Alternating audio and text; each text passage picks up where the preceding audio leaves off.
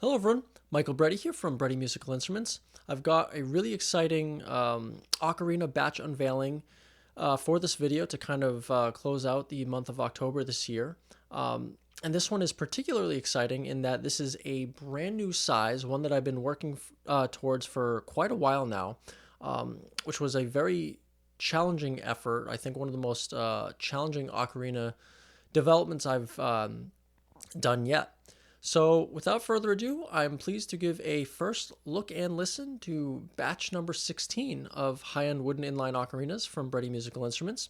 So over the course of this video, I'm going to be discussing the development of this ocarina, kind of the background and history behind it, as well as taking a look at the woods used, give some sound samples of the ocarina, and then go over the response and tone characteristics, and then close out with a song demo at the end. So this ocarina batch consists of a single ocarina. This is ocarina serial number 44, and this is my first ever bass C4 ocarina. So my prior batch release was the tenor E flat 4, which was the largest size up until that point. Now, officially, the bass C4 is my largest offering. I do have deeper ocarinas that I have not revealed yet. But as of this video, the bass C4 is finally released. I know this has been a pretty highly anticipated ocarina. I've had several custom orders come in for a bass C4 that I've been working on. And in general, the key of C and G are two of the most popular keys for ocarinas just because they're so ubiquitous. They're very versatile, and a lot of music is written in those keys. So it makes it easy for people to play along with tabs or sheet music or transpose in general. So this has been a very important milestone, I think, because I've been stepping deeper and deeper over time, starting out with the altos, then going with the tenors, and now finally moving into the official bass inline ocarina category. So as a little bit of background, this development really came about and was pushed forward more by some custom inquiries that I got kind of earlier in the year. So I believe back in May or so, someone had reached out to me. They'd seen my builds on the Ocarina Reddit. They were really interested in the ocarinas, and they were looking for a custom build. And in particular, they were wondering if they could get a bass C ocarina. At the time, the deepest ocarina that I had to offer was the tenor E, but I told them, I'm continuing to expand and evolve my collection. I'm looking to push further. I can definitely develop a bass C4. It is a little bit more work, and the customer went into the custom design and development knowing that their build would take longer than usual because I had to step down from the E to the C. So we had started looking at the design of the different woods and sourcing some of the woods and planning out that ocarina. In the meantime, I started working on wrapping up a bunch of other batches and builds I had going on for this year, and then getting into some of the deeper bass developments. So starting in about July, I started working on scaling down. So the first logical step was moving from the E to the D. So I had worked on my first D size ocarina, which ended up being the prior E flat size set that I had released a couple of weeks ago. And that set ended up working out better as an E flat. So I decided to change up the geometry and the cavity size a bit and scale it up a little bit. And the next set ended up being a C sharp. It was just a little bit too low breath pressure to be a C, so I had to bump that to a C sharp. So I wasn't quite there yet. And then bumping that size up a little bit more, which I thought would work. I ended up overshooting and hitting the B3. So kind of go figure. I had been dancing around that C4 size. So the E flat, then the C sharp, and then the B.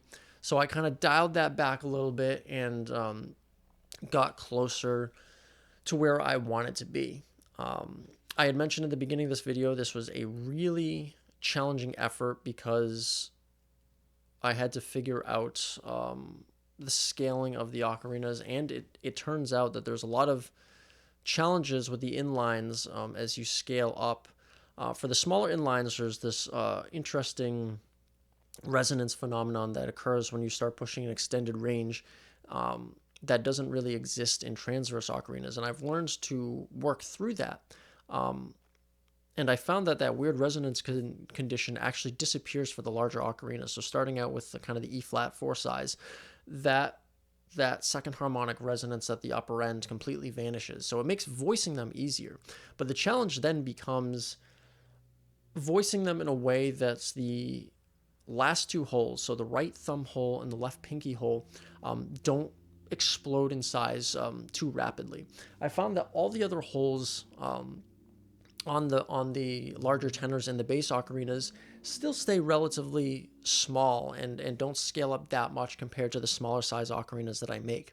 However, those final holes end up blowing up really rapidly if you don't balance the breath curve just right. So a big challenge in this development was getting the breath curve exactly right for the given volume of the actual chamber size, and balancing it so that the breath curve is not too steep on the high end, but also making it so that that pinky hole in particular is not too big that it's unplayable.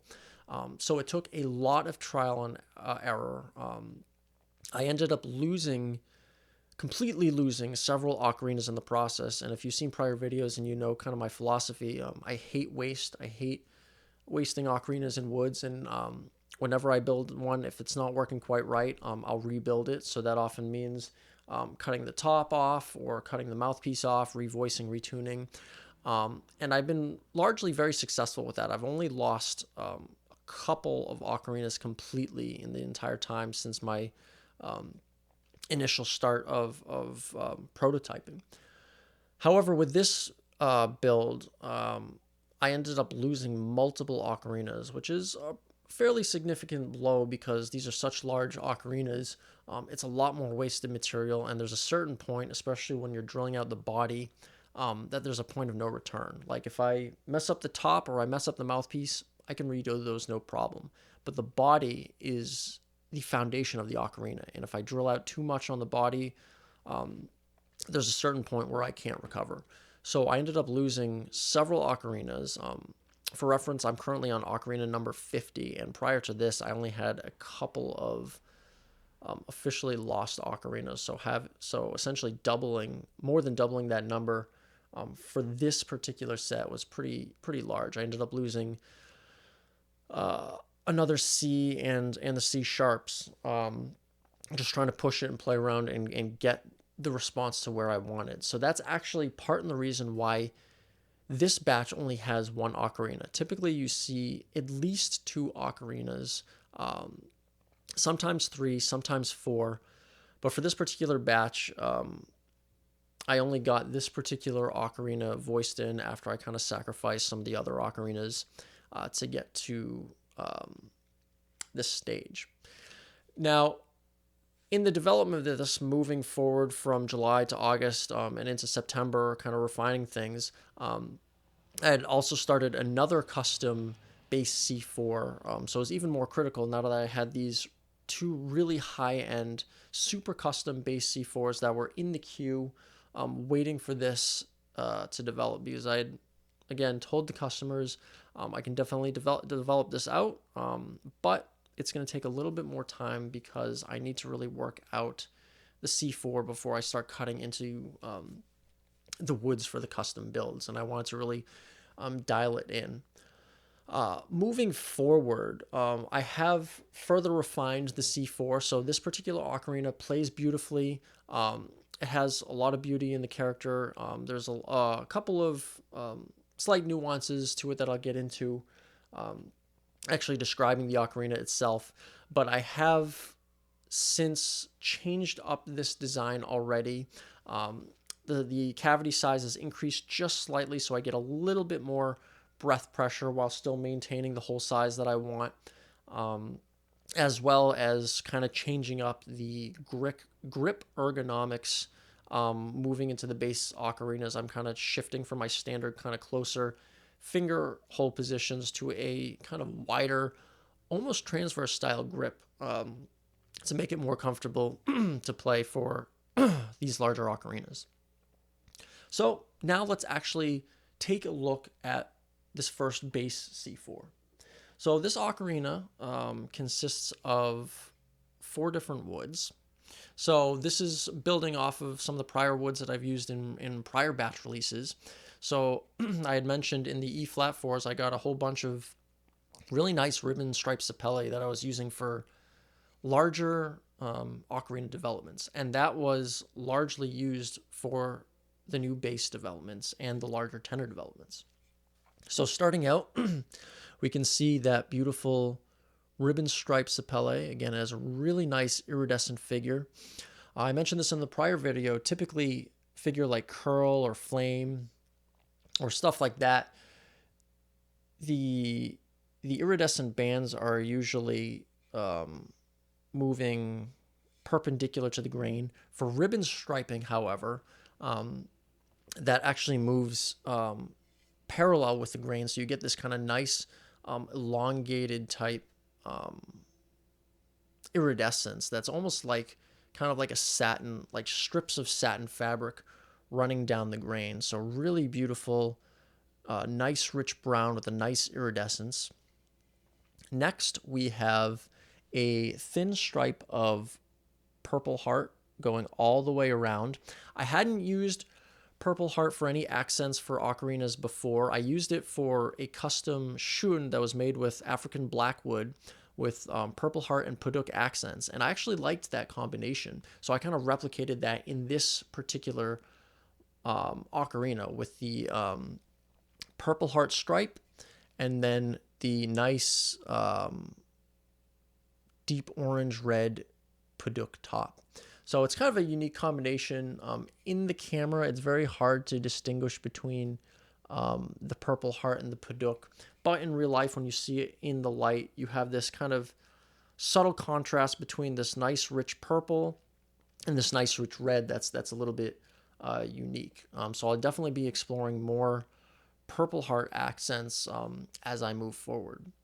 Finally, there's my standard aromatic cedar mouthpiece.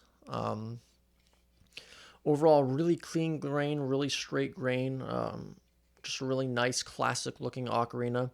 There's a little bit of a maybe knot inclusion on the side right here that kind of gives the ocarina a bit of character. I always like pointing out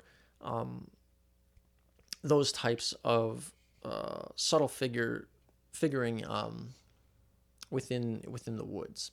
You'll notice this is actually a pretty good sized ocarina. This stands at about 10 inches in total height. It's 3.5 inches wide, but has the same depth of 1.5 inches as all my other ocarinas. So all my ocarinas hold the same in terms of the depth, but the size gets bigger as you go kind of lower in pitch. So it's a very large ocarina for an inline, but it's also relatively light. It's very comfortable to hold. You'll notice that the finger holes are actually placed lower, especially on the right-hand side. The finger holes are lower, and I actually do this to help with the balance. So as you're going up the scale, it definitely helps to have the finger holes closer to the bottom. That way you can use your pinky or your other fingers to support while you have all open notes on the final notes.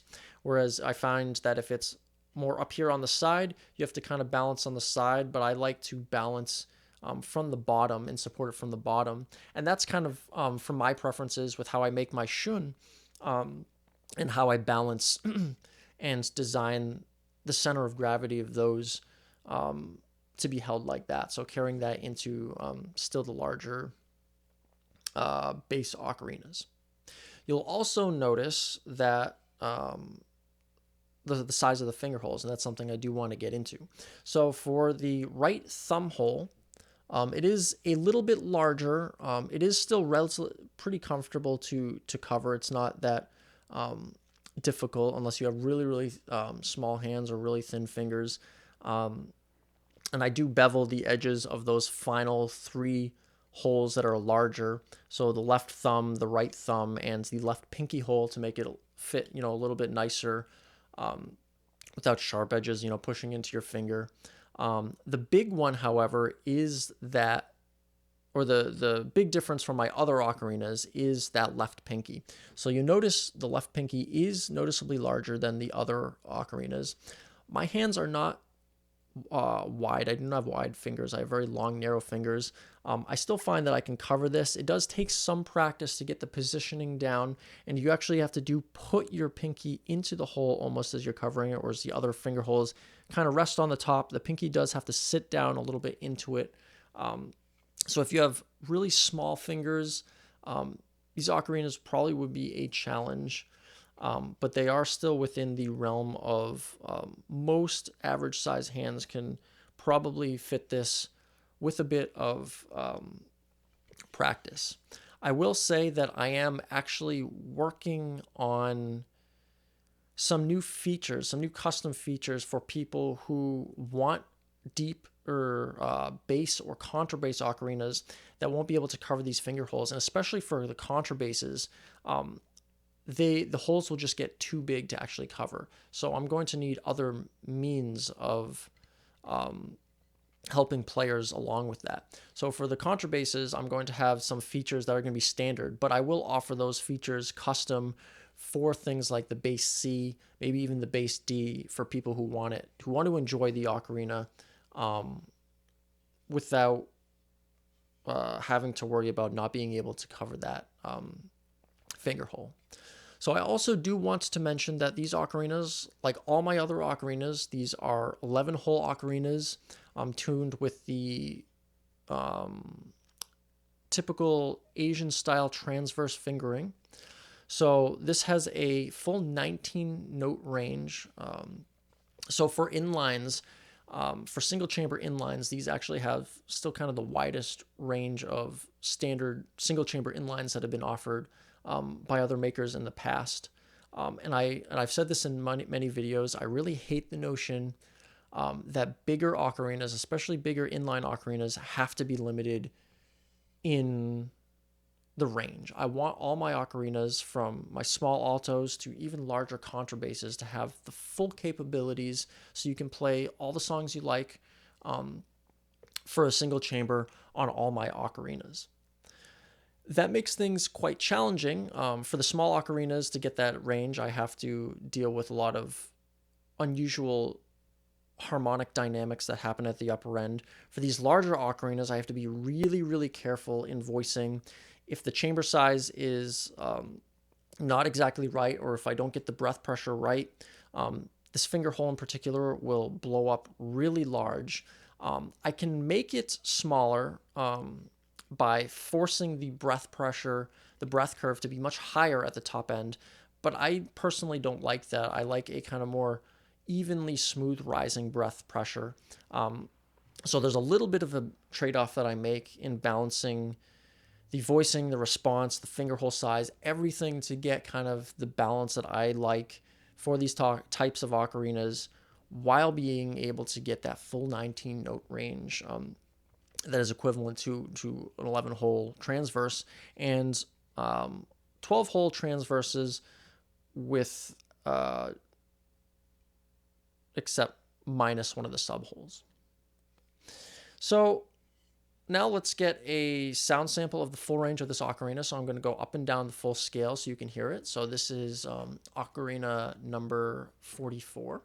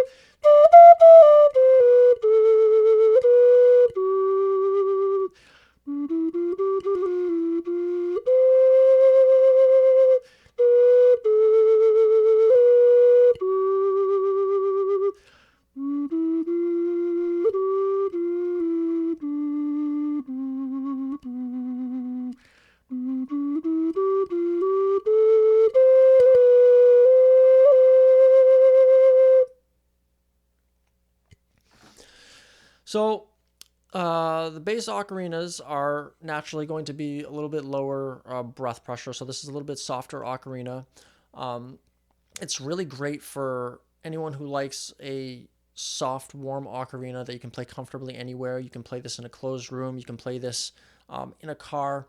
Um, it's going to have a nice volume that you can still hear, but you can enjoy yourself. The upper range does get a little bit more projection as again the curve rises up. Because I'm balancing out that more gently rising breath curve with the size of the finger hole. The finger hole is a little bit larger, but at the same time, you don't have to push the high ends too hard. So you can actually reach the final notes without extra strain in getting those notes. It still plays really smoothly, very clearly. The breath pressure again is a little bit lower on the low side. For this particular C4, the breath pressure I would say is a little bit less than I would typically make moving forward. So again, I've already made several other custom batches now. I've kind of fine-tuned and tweaked the response, so the breath pressure of those ocarinas is a little bit higher. It also has they also have a little bit different grip style. So this has a very close grip style. So for someone with smaller hands that would be able to fit the holes still, this actually would be a nice balance.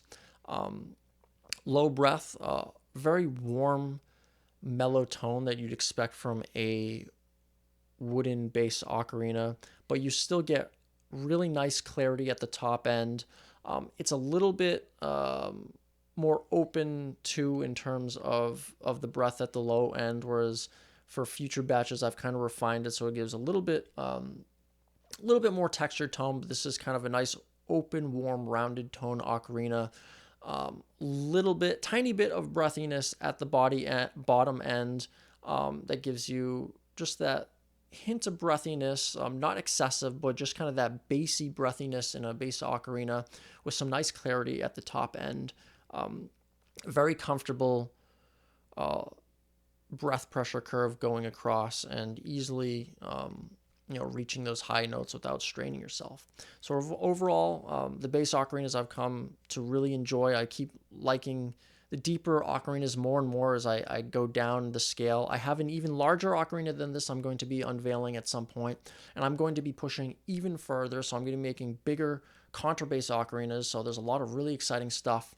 But the C4 is definitely a major milestone. Again, getting that balance to make a full range bass inline ocarina, I think, was a pretty large feat. And I think it works out nicely and gives the ocarina community something new to explore in terms of offerings that are now out there. So that kind of wraps up the overview of this particular ocarina. Now to put it into a more musical context, I'm going to just play a short demo song so you can kind of hear the ocarina more in action playing a melody. So for this, I've decided to play Banks and Brays Obani Doon. I played that a few times before. I think that actually plays nicely with the kind of low range ocarinas. So please enjoy this rendition on the new bass C4.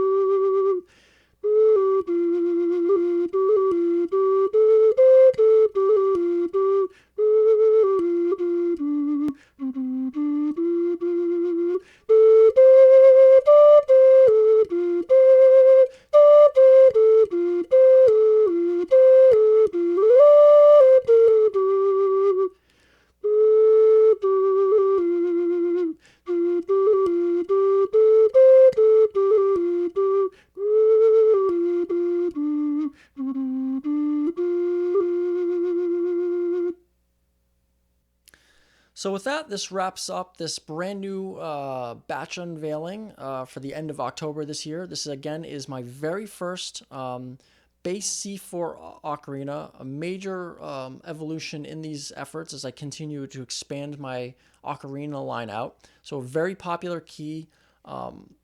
This is batch number 16, consisting of ocarina number 44 with 4 woods. So you have the beautiful iridescent ribbon stripe sapele, a nice purple heart stripe, beautiful deep orange red padauk body, and my classic aromatic cedar mouthpiece.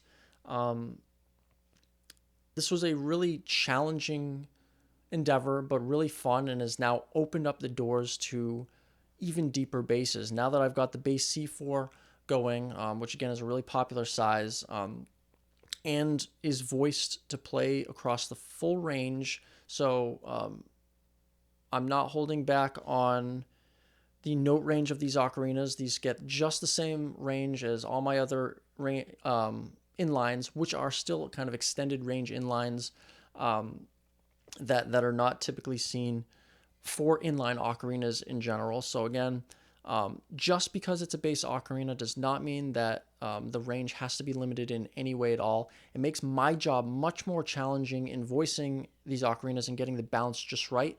But now that it's worked out, I think I can move forward on tackling new sizes and further building the collection and repertoire of bass C4s. So I do have several super exciting custom bass C4s in the works. Those are going to be the next batches that are going to be unveiled. Those are some of my most insane custom ocarina builds yet. So I'm really excited to show those off, and I'm sure my customers, now that they've been waiting for quite a while, are really excited to finally see them finished and receive them within the next coming months. So if you like these developments and you want to follow along more, you can check out the Bretti Musical Instruments website. I finally officially got that launched, and that was actually last week's announcement.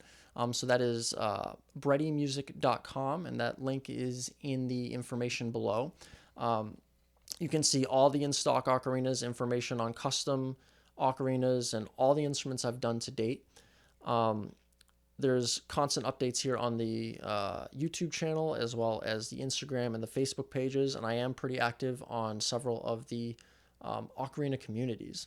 So again, there's a lot more to come. The bass ocarinas are a lot of fun, nice, warm, deep, little bit breathy tone with still nice clarity at the top, and having that full range with a larger size that you can enjoy even more of the woods, but still being light enough that it will not tire you out in holding it. So there's a lot of benefits and kind of nice things associated with wood and with the inline size, and there's just going to be a lot more exciting ocarinas like this to come.